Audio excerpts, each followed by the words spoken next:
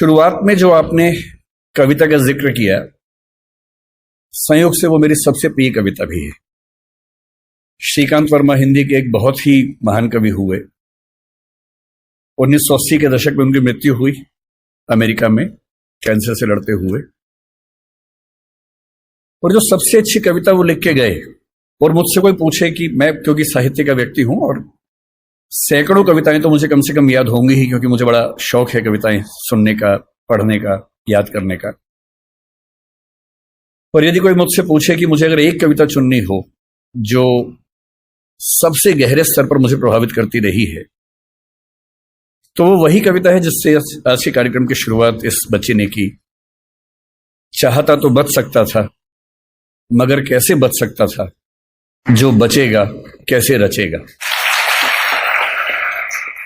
पहले मैं झुलसा चिटकने लगा, चाहता तो कराह सकता था, मगर कैसे कराह सकता था, जो कराहेगा कैसे निभाएगा। और ये कविता कई ऐसे संदर्भों को लेकर आगे बढ़ती है और हर संदर्भ में जीवन का एक बड़ा महत्वपूर्ण पहलू हमारे सामने आता है। मुझे खुशी है कि इस कॉलेज ने मुझे जिस विषय पर बात करने के लिए बुलाया है वो विषय भाषा का विषय है।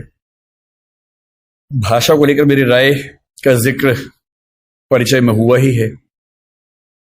मैं मानता हूं कि हर भाषा आत्मा की भाषा नहीं होती है, भाषाओं के बहुत सारे काम होते हैं। अंग्रेजी भी मेरे लिए बड़ी प्रिय भाषा है, हिंदी प्रिय भाषा है, सारी भाषाएं प्रिय हैं। मैं उन लोगों में नहीं हूं जो किसी एक से प्रेम करने के लिए बाकी से नफरत करना पसंद करता हूं। मैं सबसे प्रेम करना पसंद करता हूं और उसमें हिंदी मेरी मातृभाषा है। तो जो प्यार माँ से होता है वो हिंदी से है। ये कहने में मुझे दुनिया के किसी भी मंच पर ना संकोच है, ना झिझक है, ना कोई भय है। तो हिंदी मेरी माँ है और माँ के मामले में न समझौते होते हैं, न चयन की सुविधाएं होती हैं, न चयन की जरूरत होती है। पर हिंदी मेरी माँ है का मतलब ये नहीं है कि तेलुगु मेरे दुश्मन है, या कि उर्दू मेरे दुश्मन है, या अंग्रेजी मेरे दुश्मन है। नहीं, मैं बिल्कुल नहीं चाहता कि आप भी एक ऐसा मिजाज लेकर आगे बढ़ें कि हम एक भाषा को सम्मान की निगाह से देखें और उसी तेवर से बाकी भाषाओं को अपमान की निगाह से देखें। ऐसा मैं बिल्कुल ना चाहता हूं, मैं तो नहीं करता हूं। मैं चाहता हूं कि कोई भी ना करे, आप भी ऐसा ना करें। संस्कृत मेरी परनानी है। संस्कृत की बेटियां अपभ्रंश हुई, प्राकृत हुई। उनकी बहुत सारी बेटियों में एक बेटी का मैं बच्चा हूं, उसका नाम हिंदी है।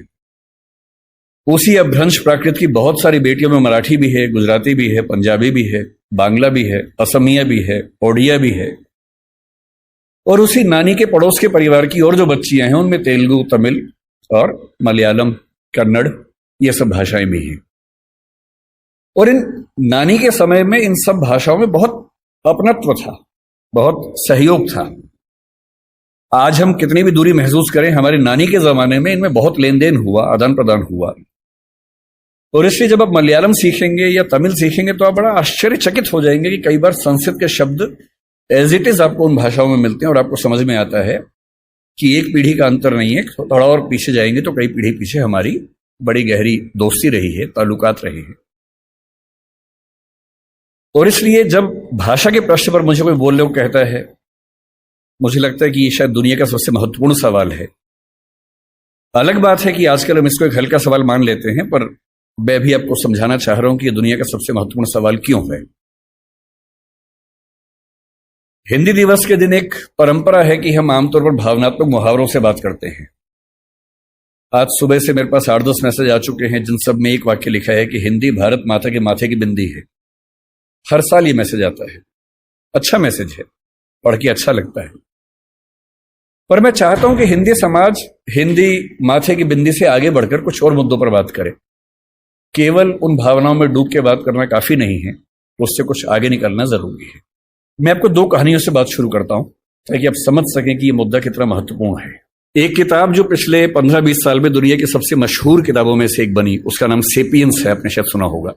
मैं हिंदी के बच्चों से कहूंगा कि थोड़ा सा पढ़ने का अभ्यास अपना बनाएं।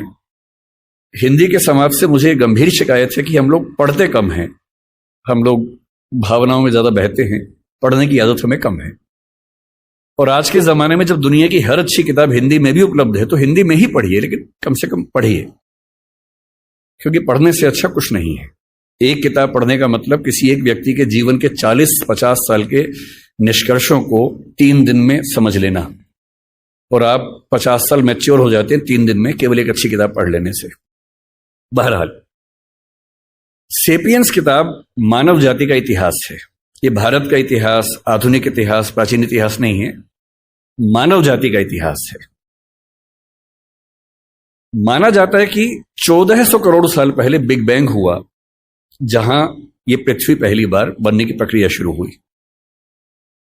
450 करोड़ साल पहले पहली बार जीवन अस्तित्व में आया, अमीबा आया। उसके बाद लंबे समय तक खूब घटनाक्रम होते गए। हम कहीं नहीं थे उस समय। 3 लाख साल के आसपास पीछे जाएं तो एक परिवार पैदा हुआ जिसको होमो कहते हैं। होमो का मतलब हमारा परिवार। उस होमो परिवार में एक हम हैं, होमो सेपियंस, क्योंकि हम होमो परिवार में सेपियंस